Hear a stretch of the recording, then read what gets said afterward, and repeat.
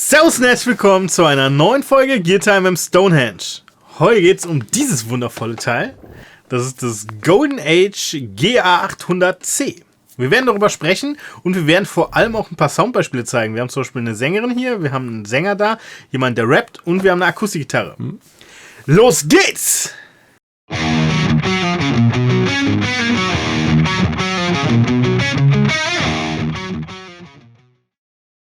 Whitey! Timson. Ich glaube, ich habe gerade ein Flashback. Ich saß eins vom Fernsehen, guckte MTV. Ich glaube, Mariah Carey war das oder so und hatte da so ein Mikro vor sich stehen. Ich dachte, oh krass, kannst du das Zäpfchen hier bei ihr hinten sehen? Was ist das nur für ein Mikro mit so einem komischen Ding hinten dran? Und jetzt? Da steht's! Es ist aber nicht dasselbe. Nicht das Original. Nicht das Original. Aber ein verdammt guter Nachbau wahrscheinlich. Das ist das Golden Age Premiere Project GA800C. Und zwar ein Nachbau des legendären Sony Genau. C800G. Das ist das, was ich damals im Fernsehen sah. Genau. Und, dachte, boah, krass, Und das Einzigartige, was der Whitey gerade beschrieben hat, das zeigen wir direkt mal, das ist das hier. Ja. Das ist nämlich ein aktives Halbleiter-Kühlsystem. Und das ist tatsächlich für ein Mikrofon einzigartig. Ja, die machen das halt, weil die halt mit einer sehr hohen Betriebsspannung arbeiten, Ja. mit 90 Volt Anodenspannung und trotzdem die Röhre halt schön kühl zu halten. Ja. Und führt wohl auch, sagen die, dazu, dass der Rauschabstand halt besser wird dadurch. Ne? Und halt weniger Thermodrifter innen drin überhaupt passiert. Ja.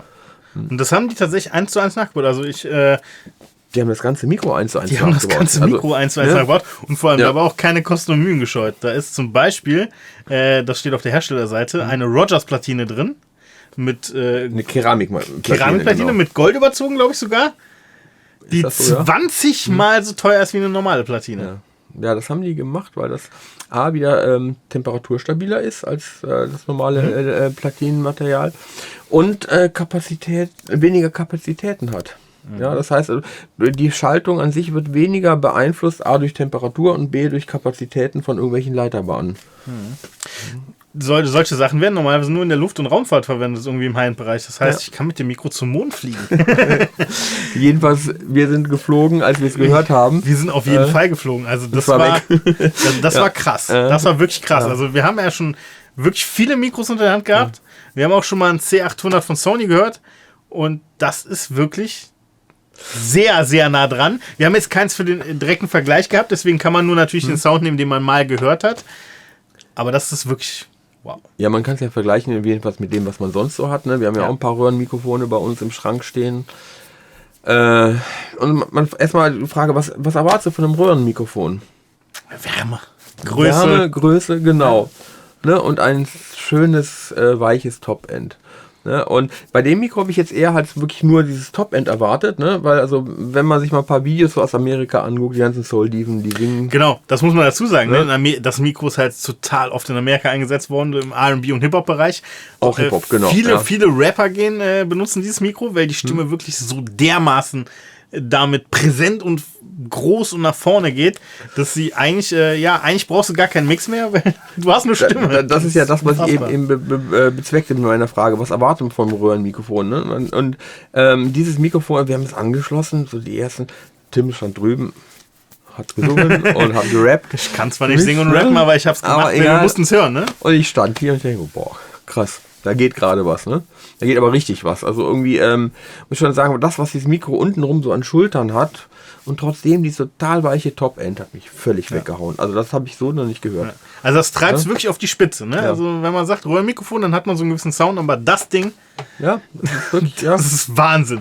Also was der Chef oder der Mensch von Golden Age da gemacht hat, Wie auch immer, Kniefall, ja. das ist krass.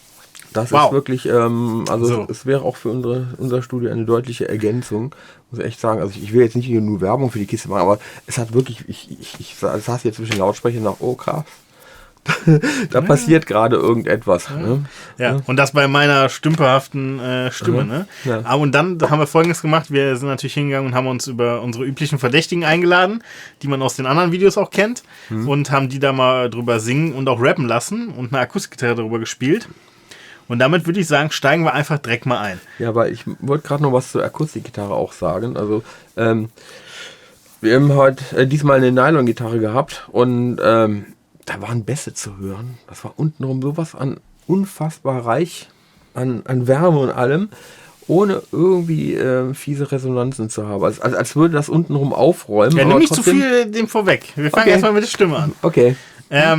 Was wir außerdem noch machen werden, wir werden das Signal erstmal quasi unbearbeitet, rein das Mikro ohne EQ, ohne Kompressor, ohne alles zeigen.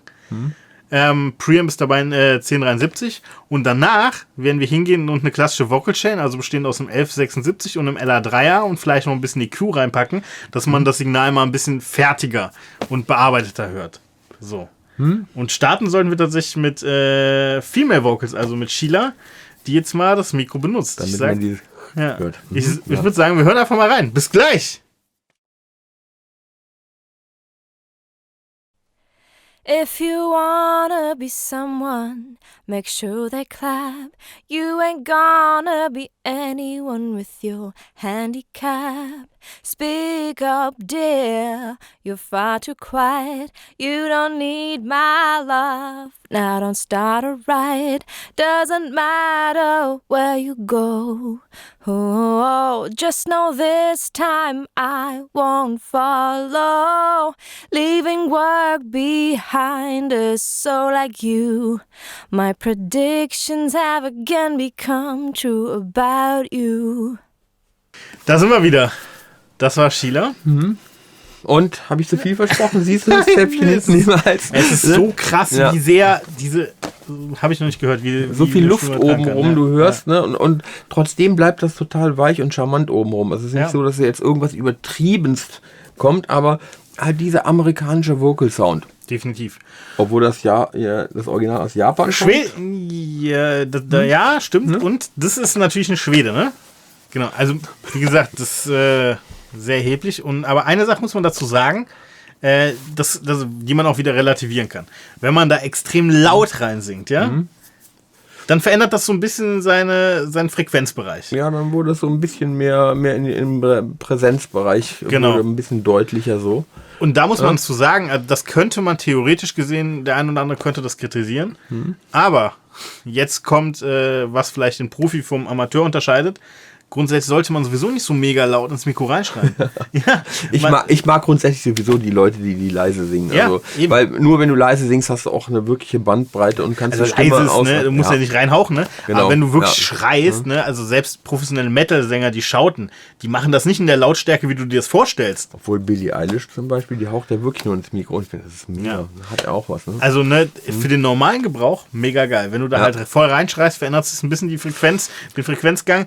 Und, also das heißt, für einen Heavy-Metal-Sänger haben wir nicht probiert, aber ich glaube nicht, dass würden wir es wahrscheinlich nicht nehmen. Ne? Nee, aber wie gesagt, generell für alles, was Soul-Pop, wo man halt in einem ganz normalen Lautstärke singt, wow.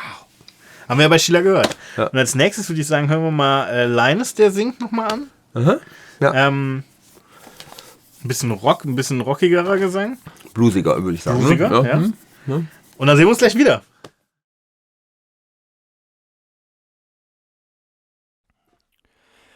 Where do I go? A long way home, man. What can I do? A one-way road, and where do I rest? Call me a soldier, found my way to you, 'cause I am the lone wolf. Whoa, whoa, whoa, whoa, whoa. Whoa, have you seen the beast? It's calling your name, man. I wanna see you in horrible pain, yeah. Look over your shoulder into my eyes, and don't you dare to scream, 'cause I am the nightmare. Whoa, whoa, whoa. Whoa, whoa, whoa. So, das war Linus, Bluesgesang, Rockgesang. Ne, da hört man schon mal ein bisschen mehr, wie das nach unten auch geht. Ne? Was das Wärme bringt. Transportiert. Ne? Ja, genau. Ja, transportiert, richtig. Ja. Ne? Das eben im Röhrenmikrofon, was erwarte ich davon? Ich erwarte Lebendigkeit. Ne? Ich erwarte, dass was passiert, dass es was transportiert, wie du das gerade sagst. Finde ich, haben wir gerade gut gehört. Ne? Ja, absolut. Ja. Großartig. Und mit Linus geht es auch weiter, denn jetzt kommt die Paradedisziplin auch von diesem Mikro, wo es für eingesetzt wird. Nicht nur in Amerika für Rap, sondern auch viele deutsche Hip-Hop- oder Rap-Produzenten benutzen das für ihre Leute, die da rappen. Weil es das einfach gnadenlos einen Sound macht für die Stimme. Der halt einfach, Rap ist halt der Beat und die Stimme und da ist es mega relevant und das kann das wie kein anderes. Ja, absolut. Und das werden wir jetzt hören. Bis gleich.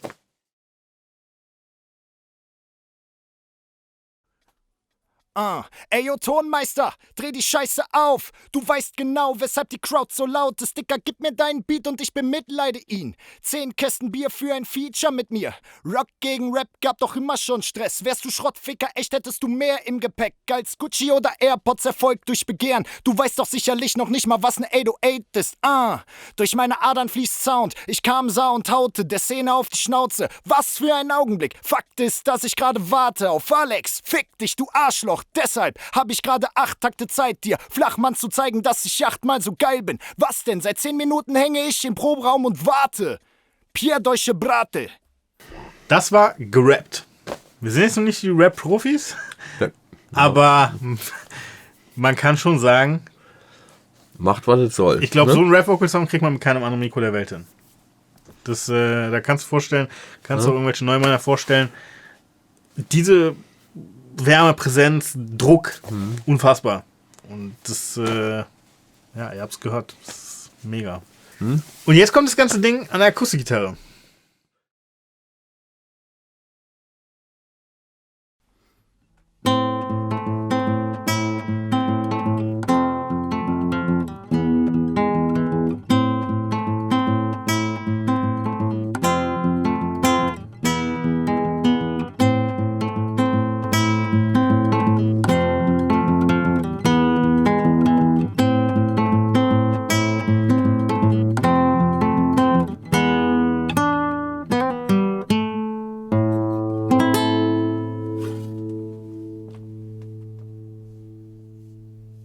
Auch wieder so ein mega Aha-Effekt. Ne?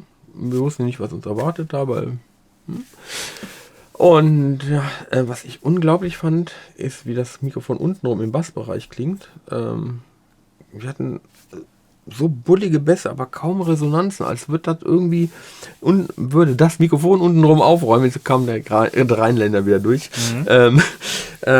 Als würde das irgendwie von sich aus aufräumen und trotzdem ein unheimlich weiches, großes Bild vom Bassbereich geben und trotzdem die Artikulation der Finger, alles da vom Pleck. Also das ist auch krass. Also ich weiß nicht, ob das jetzt so mega der generelle Anwendungscase ist, das Ding an die Akustikgitarre zu hängen. Wenn man es hat, sollte man es tun. Ich würde es tun. Ja, aber das ist wirklich, also gerade, also wir hatten ja eine klassische Gitarre dran und die Klassiker, die mögen ja auch immer gerne Authentizität. Ne? Gut, bei einer klassischen Nummer würden wir wahrscheinlich das Mikro ein bisschen weiter weg noch machen. Jetzt ist es eher ein bisschen roomiger zum Klingen. Genau, ne? Und auch überhaupt irgendwie natürlicher. Ne? Aber man hört schon, dass alles da ist, was du brauchst. Ne? Und man hat so einen Eindruck, so ähnlich wie im U47, so einen Ticken mehr. Ne? Ein bisschen mehr als die Realität. Es ist tatsächlich so einer der ersten Eindrücke, als ich das erste Mal einen U87 gehört habe. Und das ist ein sehr ähnliches Aha-Erlebnis gewesen. Also ich hätte nicht gedacht, dass ein Mikro, was heutzutage noch jetzt gebaut wird, sowas machen kann. Ne? Wo wir eigentlich schon quasi dann auch beim Fazit und Resümee sind so ein bisschen. Denn, man muss jetzt mal ganz klar sagen, das Originalmikro, das Sony C800, das kriegst du für 10.000 Euro. Ja. Dollar, Euro, über den genauen Kurs kenne ich nicht. Roundabout. Aber 10.000, das ist eines der teuersten Mikros auf der gesamten Welt. Golden Age Project ist dafür bekannt, dass es Legenden nachbaut oder nachempfindet für kleineres Geld. Ich habe aber auch am Anfang gesagt, dass hier tatsächlich irgendwie keine Kompromisse gemacht wurden. Deswegen. Noch drüber hinaus, wie gesagt, was wir mit der Platine hatten, also man hat sogar noch im Prinzip mehr investiert, um mehr Stabilität zu haben als das Original. Ja, genau. Ne, wo Übertrager und Kapsel herkommen, wissen wir nicht, aber wir wissen, dass sie sehr lange daran entwickelt haben, dass sie die ganzen Komponenten, die drin sind, verbaut sind, mehrfach getestet haben, welche am besten klingen und haben halt gesagt, wir machen jetzt keinen Kompromiss, was den Preis angeht. Ne, sondern wir wollen ein Mikrofon bauen, das möglichst nah an dem Original ist. Die Schaltung ist übrigens auch original. Ne? Die haben da nicht drin rumgefuhrwerkt. Die Röhre ist original, Schaltung ist original. Ja, bei Röhre nicht. Also in der Röhre ist da eine französische Röhre eingesetzt. Ja, aber derselbe Typ. Ja, genau. 6AU6 oder wie die heißt. Ja. Genau. Ne?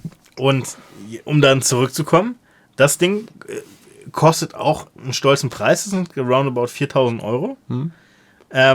Wenn man sich aber überlegt, das ist weniger als die Hälfte des Originals und das ist quasi wie das Original. Ja. Also, immer noch ein stolzer Preis, aber man bekommt auch die absolute Leistung dafür. Also es ist ein Mikrofon der Oberklasse, kann man ganz der absoluten Oberklasse. Ganz also da sagen, ist, das ist nicht nur ein Nachbau oder Clone, das ist ein vollwertiges Mic. Absolut, ja. Oh, kompromisslos, ja. Ich bete es an. Ja. Wir haben die Soundbeispiele gehört. Wir sind schwer beeindruckt, also wenn wir jetzt so Lobeshymnen drauf singen, das kommt wirklich daher, weil das so ist, wie es ist. Ja. Wir haben es so erlebt. Ne? Ja, also wir bekommen ja dafür nichts. Ne? Also wir werden nicht gezwungen, das zu sagen, sondern wir sind einfach mega geflasht von dem Mic und wir lieben es. Unfassbar, ja. So. Ne? Also, abschließend kann man sagen, wenn euch das Video gefallen hat, lasst uns gerne einen Daumen nach oben da und vor allem abonniert unseren Kanal und die Glocke nicht vergessen. Und schreibt uns gerne auch mal in die Kommentare, was haltet ihr eigentlich von dem Mikrofon? Wie findet ihr die Soundbeispiele? Habt ihr das selber schon mal gehört? Kennt ihr das Originale? Schreibt es uns in die Kommentare. Wir antworten euch auch gerne. Ihr könnt auch gerne mal mit dem Original rumkommen. Wir testen es. Das auch. Ja. Danke fürs Zusehen. Bis zum nächsten Mal.